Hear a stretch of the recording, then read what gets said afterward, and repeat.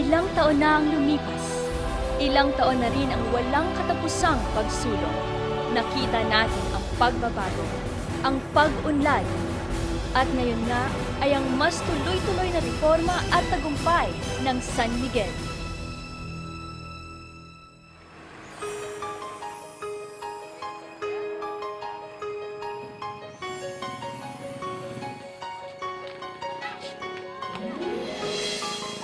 Malaki na nga ang iniangat ng ating bayan.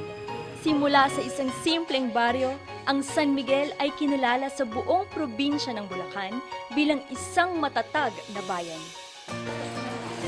At sa likod nito ay isang tao na walang kinapapaguran, walang hinihindian, at walang ibang pinaglilingkuran kundi ang mga Migueleños. Kilala natin siya bilang ating butihing Mayor, Roderick D.G. Chongson. Ngunit gaano kalalim na nga ba ang pagkakilala natin sa kanya? Bakit sa dami ng taong nangangakong tumulong, sa kanya tayo pinaka-nagtitiwala? Mula nang umaupo ang aming punong bayan, Roderick Johnson, talagang hanggang sa ngayon, talagang malaki ang pinagbago. Dati ang gasolina namin dito siguro 3 po korep lang. Pero ngayon, ang dami na namin gasolina hanggang ngayon may ginagawa pang bagong gasolinahan. Maraming mga negosyong pumasok dito, 7-Eleven, marami nang pumasok dito mga nang invest sa San Miguel mula nung umaupo si Mayor Roderick Johnson. Kasi 7 na taon na ako rito eh. Wala pa si Mayor, nandito na ako eh. Maganda rin ang nakaraan, yung 2004, 2007. Pero mas maganda naman din ngayon. Kasi kanya-kanya naman din ng inam yan eh. Kaya nga lang, yung inam ni Mayor, hindi pa rin matutumbasan yun. Pwede mo lapitan yun, kahit nakabot baro. Pwede mo yakapin kahit na nakatapis ng tuwalya. Yung aming mayor ay matulungin siya. Marami siyang natutulungan sa senior citizen, saka yung mga taong mahihirap, yung hindi kayang pag-aralin, tinutulungan niyang mapag-aral. Kami nagpapasalamat kay Mayor sapagkat bumaba ang aming prangkisa. Ang dating binabayaran namin ay nasa mga 70. Ngayon bumaba ng 65 na lang ang naging namin. Totoo pong bumaba yun dahil napakagaling po ng ating mayor. Napakaganda po ng takbo ng bayan ng San Miguel sa ngayon. Nakaluwag sa mga magta-tricycle. Marami siyang nagawa sa San Miguel. Dapat pa siyang iboto. Si Roderick Chongson ay galing sa isang simpleng pamilya ng magsasaka. At bago pa man mapadpad sa San Miguel, ay tumira muna sa Baliwag, Bulacan. Ang aking nanay ay taga Baliwag, ang aking naman tatay ay taga Tubong San Miguel. Nung ako'y grade 3, dito kami napunta sa bahay ng San Miguel. Medyo may angas ng konti yung aking mga kaklase na hindi ako sanay sa ganon. Kaya mula nung ako'y naging high school hanggang naging college at ako'y umimuli dito sa bayan at minsan nga ay hindi naasahan na napasok ako sa larangan ng showbiz. Hindi ako nagtagal doon dahil siguro talagang ayaw akong paalisin ng bayan ng San Miguel na nakita ko na talagang maraming problema ang bayan namin. Sabi ko, siguro may magagawa ako sa bayan ng San Miguel. Halos dito ay siguro sa walang trabaho, walang hanap buhay na iba. Nakikita ko hanggang sa nagiinuman, makikita mo hanggang sa mga droga, hanggang sa mga nagmamariwana o shabu, na talagang nakikita ko halos lahat yon. Nakamulat ako roon, nakagising ang aking mga mata. Sabi ko, hindi ito maganda. Namulat ang binatang ito sa realidad ng kanyang bayan at sa murang edad ay nag-umpisa ng maglingkod sa kanyang bayan sa simpleng pamamaraan, ang pagpapautang ng puhunan sa mga negosyante. Siya rin mismo ay nagsikap magkaroon ng sariling mga negosyo at doon nagsimulang umangat. Ngunit kahit pa nakaraos na sa buhay, ay hindi nakalimot tumulong sa mga naging katulad niya. Si Mayor kasi nagsimula sa wala. Sabi nga niya, nagsimula ako bilang mahirap na tao. Anytime, pwede mo siyang puntahan. Kahit nga doon natutulog siya kumatok ka sa kwarto niya, pagbubuksan ka niya, anytime, any hour of the day. Minsan kahit ating gabi na, gising pa rin siya para sa mga tao. Napasok ako sa larangan ng politika dahil sa aking nakagisnan sa ating bayan ng San Miguel. Nakita ko kung ano yung mga bagay-bagay na nagiging kakulangan. Hindi ko siya inaasahan na minsan isang araw na ako'y narito na rin pala bilang ama ng bayan. Nagsimula na nga ang kanyang paglilingkod sa bayan.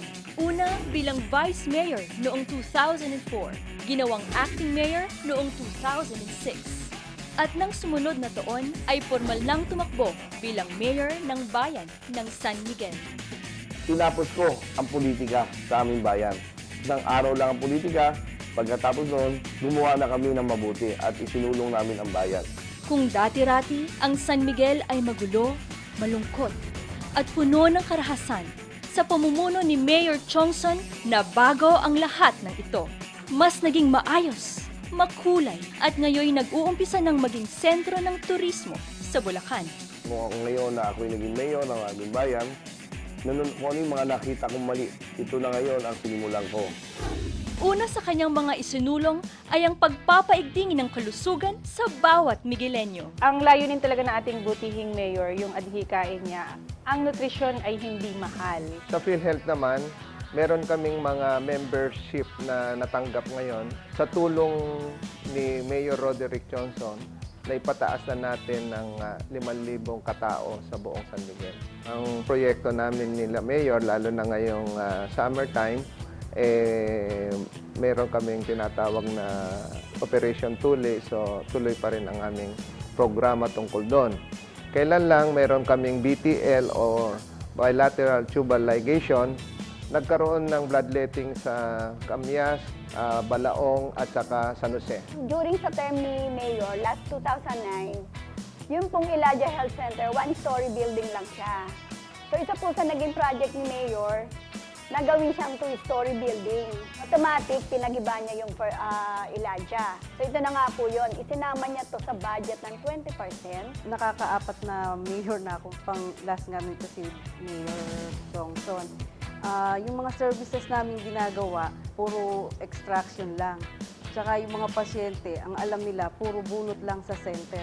Ngayon meron na kaming restoration, pasta, prophylaxis, yun, nagagawa din sa isang private na clinic. Kaya karamihan ng mga pasyente, halos lahat kahit hindi na mahihirap, nagpapadental na dito sa munisipyo.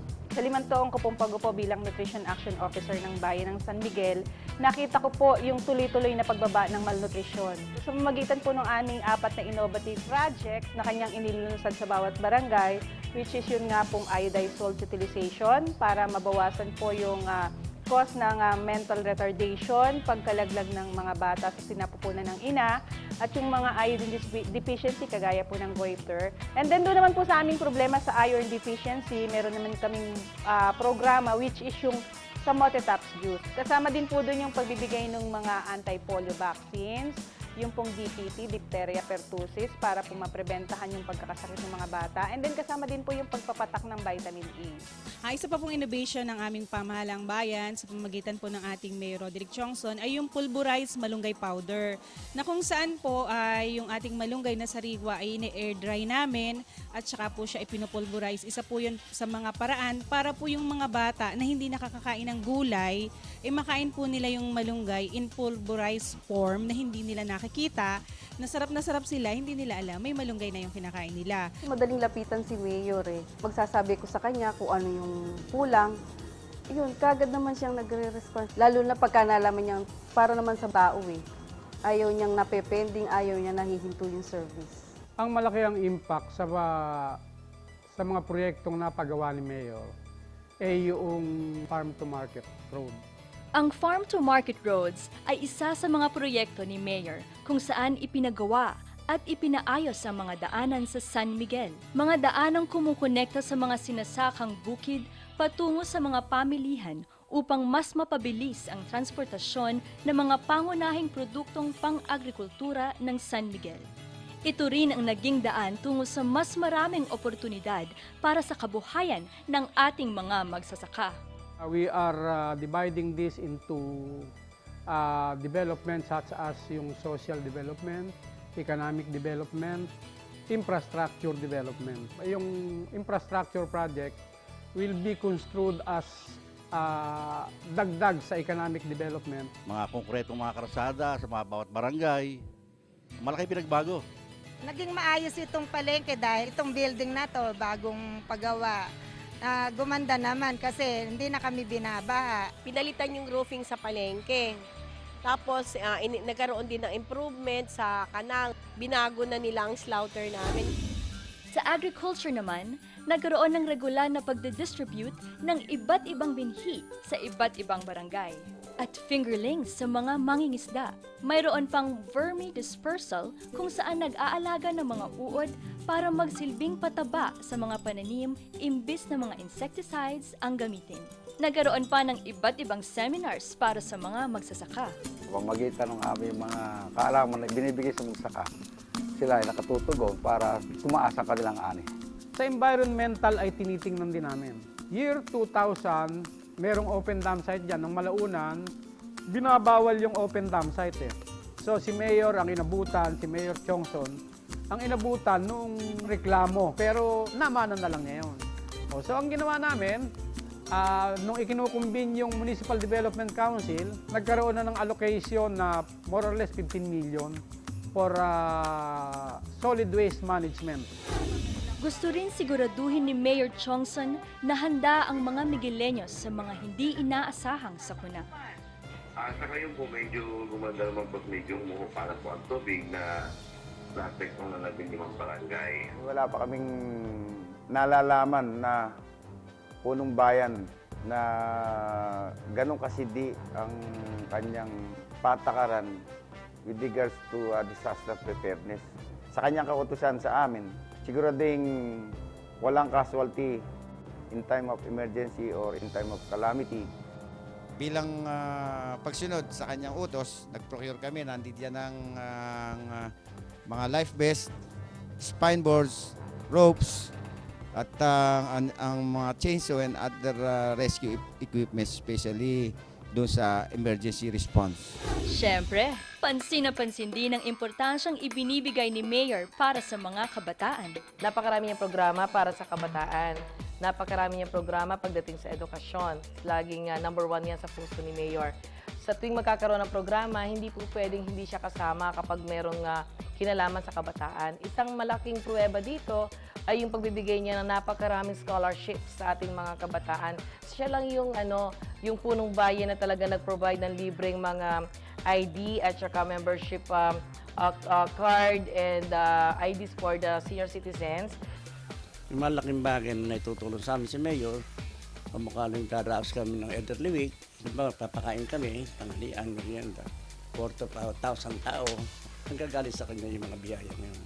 Napakalaki nung pag-angat, napakalaki nung pagkakaiba ng pamumuno ni Mayor Eric Chongson.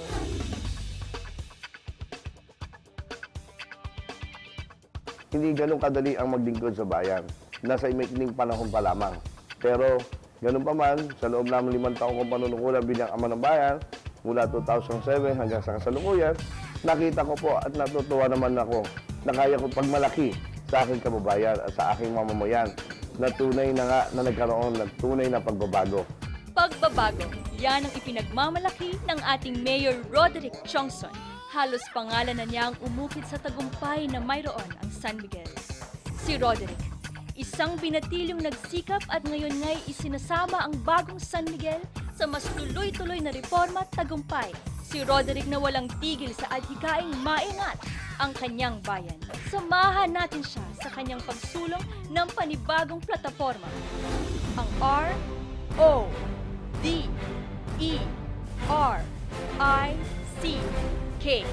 Roderick.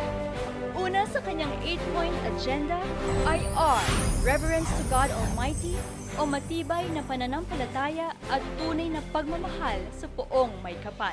Isa sa pinakamalaking impluwensya kay Mayor kung bakit niya nagagawa ang napakagandang bagay o development dito sa bayan ng San Miguel ay yung pagiging relihiyoso niya. Yung malalim na pananampalataya niya sa Panginoon, yun talaga nagtutulak sa kanya kung bakit, paano at hanggang saan niya bibigyan ng tulong at pagmamahal ng San Miguel. Kung wala yung instrumento na yan o yung bagay na yon, hindi ganito kaunlad ang bayan ng San Miguel. Patunay niyan ay ang pagpapagawa niya mismo ng banal na bundok, kung saan naman ay regular siyang dumadalaw para makapagdasal at makapagnilay. Bilang tayo po'y nakisa sa dakilang misa, ako'y po'y nagpapasalamat dahil 5 taon na po ngayon ang banal na bundok. Bilang mga tindera naman ng mga souvenir dito sa Banal na Bundok. Dahil itong mga pwesto namin dito ay binigay niya sa amin ng libre. Ito pong mga tindahan na to, malaking tulong sa bawat isa sa amin dahil natutususan yung mga pangailangan sa pang-araw-araw. Pangalawa ay Outstanding Health Program o ang pinakamataas na antas ng programang pangkalusugan. Sa Health Enhancement Facility Program naman, kasi binubuo ni Mayor ngayon yung RHU2, Main Health Center. Ito ay may bagong building sa San Vicente. Bigay ni Mayor, kailan lang pinirmahan ko ang worth 1.625 million pesos na pambili ng ambulansya. At ito ay High Ace Grandia. Ibinigay lahat ang kahilingan ng Department of Health sa pamumuno ni Mayor Roderick Johnson. Kung ako lang ang tatanungin nyo, gusto ko pang next term siya pang manalo para nang sa ganon ay tuloy-tuloy yung pagtulong sa amin sa health. Sa mga suportang patuloy na ibinibigay ng ating Mayor Roderick Johnson, naniniwala po ako na ang suporta po ng mamamayan ng Barangay Cambio sa kanyang pagkandidato ay tuloy-tuloy din po. Pangatlo ay Discipline in all aspects o ang makatotohanan at pangkalahatang disiplina at tunay na paggalang at pagsunod sa batas at kagandahang asal. Kaya nung ako naging punong bayan, ito ang inuna ko. Tanggalin at alisin sa bayan ng San Miguel at Droga. Siga, mga abusadong mamamayan, abusadong kapulisan. Nung ako naging mayor, dinisiplina ko yan. At naibalik muli ang pagtitiwala ng mga mamamayan sa kapulisan. Hindi lang rin mga kapulisan, ngunit ang buong mamamayan ang natutong sumunod sa mga alituntunin tungo sa ikaaayos ng bayan ng San Miguel. Pang-apat, Education for all o matatag at abot-kayang edukasyon at mataas na antas ng kaalaman para sa lahat. Kumakalat na ang magandang kultura sa lahat ng aspeto. Tulad ng edukasyon, napakaganda ng edukasyon sa aming bayan niya sa kasalukuyan. Meron na kaming halos 5 high school na hindi tulad nung araw, halos 1 hanggang 2 lang high school. Ngayon, ang mga private school, dumadami na rin. Kasama sa mga programang ito ay ang pamimigay ng mga scholarships sa mga hikahos na mag-aaral. Scholar po ako ni Mayor noong taong 2011 sa Bulacan Polytechnic College. Sobra-sobra na itulong sa akin dahil siyang nakapagpatapos sa akin. Siya yung nagbigay ng pag-asa sa akin para makapag-aral sa eskwela na yun. Pagbibigay ng mga recommendations sa mga kumpanyang pinag-a-applyan ng mga bagong graduate na students ng San Miguel. Ang pagkakonduct ng mga seminars para mas maging competent pa ang mga teachers sa San Miguel. Panglima are reaching out for a progressive community o ang makabuluhan at tuloy-tuloy na ugnayan para sa ikauunlad ng bawat barangay. Mula sa pinakabata hanggang sa may may edad, covered niya. Kasi ang programa niya, ine-encompass ng lahat mula sa pinakamababang uri ng tao sa lipunan ng bayan ng San Miguel hanggang sa pinakamayayaman. Gusto po ni Mayor Johnson na magkaroon ng isang bahay tuluyan ng mga tatanda at sa mga street children. Bahay tuluyan na kung saan kung may napupulot ng mga bata o matanda, doon po ilalagay. Yun po ang kanyang pangarap. Doon po sa may biyak na bato niya dadalhin. Pang-anim ay infrastructure developments o pagpapayabong ng mga infrastrukturang magpapabilis sa mga programang pangkaunlaran. Sa panunungkulan ni Mayor, dumami ang mga establishments na talaga namang nagpataas sa ekonomiya ng bayan. Pinaayos rin ang mga sirang kalsada. Ibigay namin yung 20% budget ng IRA namin na talagang sadyang para roon sa mga pagpapagawa ng bawat kalsada, ng bawat barangay. Na ngayon ay kasalukuyan, halos 30% na lang ang hindi nasasamintuhan. Humigit kumulang po sa 300 metro yung aking naipagawang kalsada sa pamamagitan ng ating mahal na punong bayan. Sagad po doon yan sa may mga sasakyan na yun. Tapos yan po ay nagsimula dito. Ngayon, ito po nung hindi nasisemento, ang kalagayan po nito ay talaga pong putik na putik yan. Halos ang nakakaraan lang po dyan ay mga kalabaw. Kung minsan, mga tao po naglalakad, napuputikan din po sila. Pero ngayon po, ayan, nakita naman ninyo, sa pamamagitan po ng suporta ng ating punong bayan. Ito po yung resulta niya ngayon na meron na pong matinong kalsada.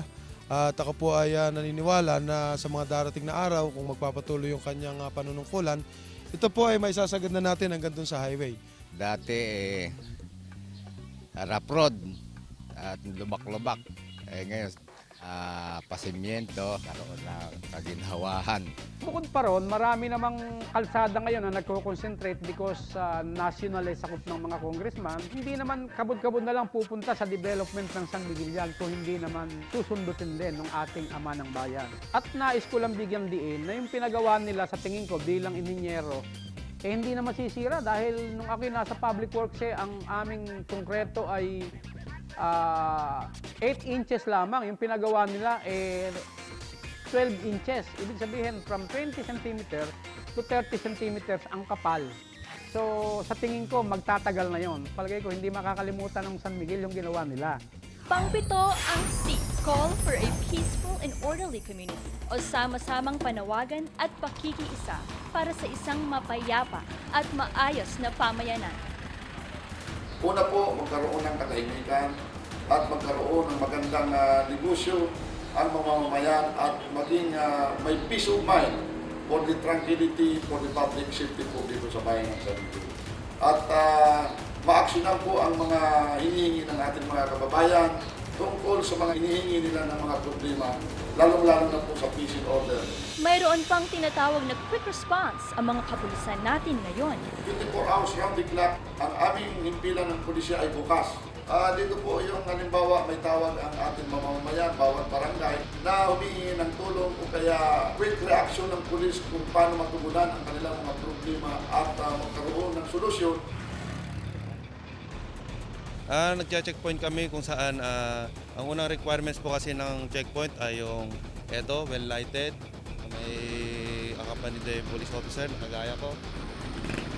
Natatakot yung mga riding in tandem na tumuloy po sa area natin kasi may nakita po silang mga police na dito sa kalsada. Ang peace and order, kahit gaano kakayaman o kahirap, hindi dito nasusukat. Pero pag nagkaroon ng peace and order ng sambayan at nagkaroon ng kapayapaan at katahimikan, tungo sa kalayaan, pananalanig isang mayaman ang mamamayan. At magkakaroon na dito ng simulain upang makamit ang katagumpayan ng bawat isang mamamayan. Ang pangwalo at pinakahuli, K. Keeping in consonance with nature and environment o ang walang humpay na pagpapahalaga at pag-iingat sa kalikasan at kapaligiran. Konti lang ang aming pagkukulang, konti lang ang mga pangangailangan. Yun dapat ang tugunan ng pansin o masolusyonan yung kanilang mga problema. Unang-una sa mga bibigyang pahalaga ni Mayor ay ang preservation ng National Park. Bilang pagpapahalaga sa National Park sa bayan ng San Miguel ay napakahalaga yan because the triangular tourist spot of San Miguel ay nandun sa Biak na Bato National Park. Alin-alin yon, yung Biak na Bato, yung Cave, Madlum Cave, at ang number 3, yung Sibol Springs.